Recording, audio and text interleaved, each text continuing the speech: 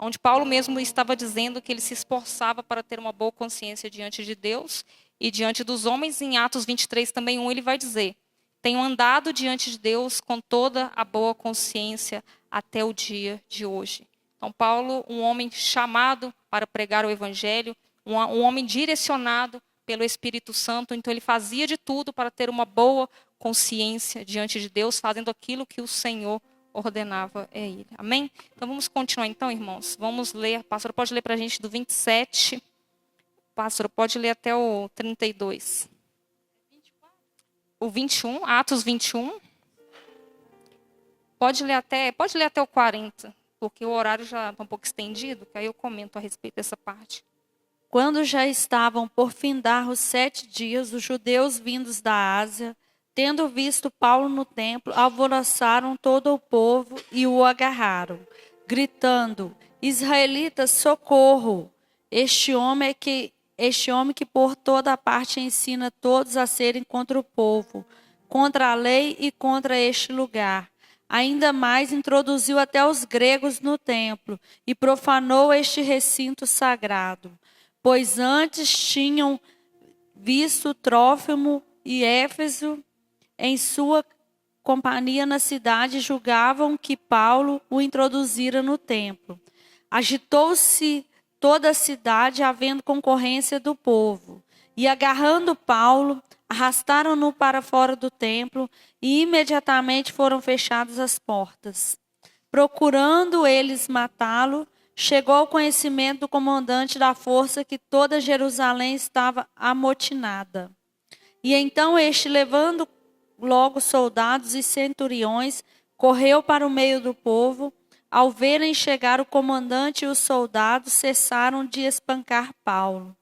Aproximando-se o comandante, apoderou-se de Paulo e ordenou que fosse acorrentado com 2 cadeias, perguntando quem era e o que o havia feito. Na multidão uns gritavam de um modo, outros de outro. Não podendo ele, porém, saber a verdade, por causa do tumulto, ordenou que Paulo fosse recolhido à fortaleza.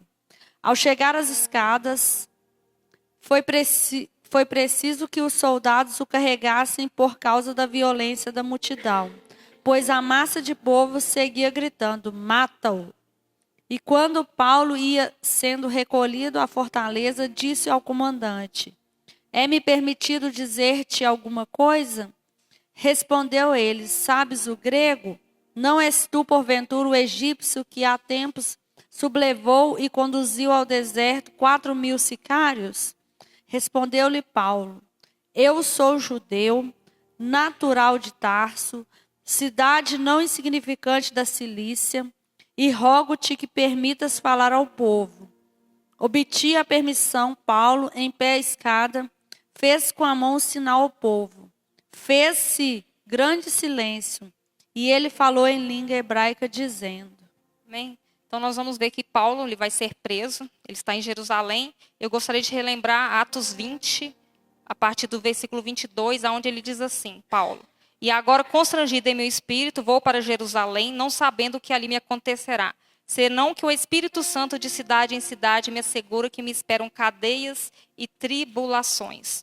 Então, eu gostaria de lembrar os irmãos, em Atos 20, Paulo, já direcionado pelo Espírito, o Espírito já havia testificado que ele sofreria em Jerusalém, e ele diz que o que esperaria ele sabia que seria cadeias e tribulações. Nós também vimos em Atos 21, quando Ágabo vai profetizar, Ágabo diz no 21:11 que os judeus em Jerusalém faria ao dono desse cinto e o entregariam nas mãos dos gentios. Então nós estamos vendo Paulo aqui, a palavra diz que os judeus, quando viram Paulo no templo, o povo vai agarrar a Paulo e vai dizer que esse era o homem que por toda parte ensina todos a serem contra o povo e contra a lei e contra este lugar.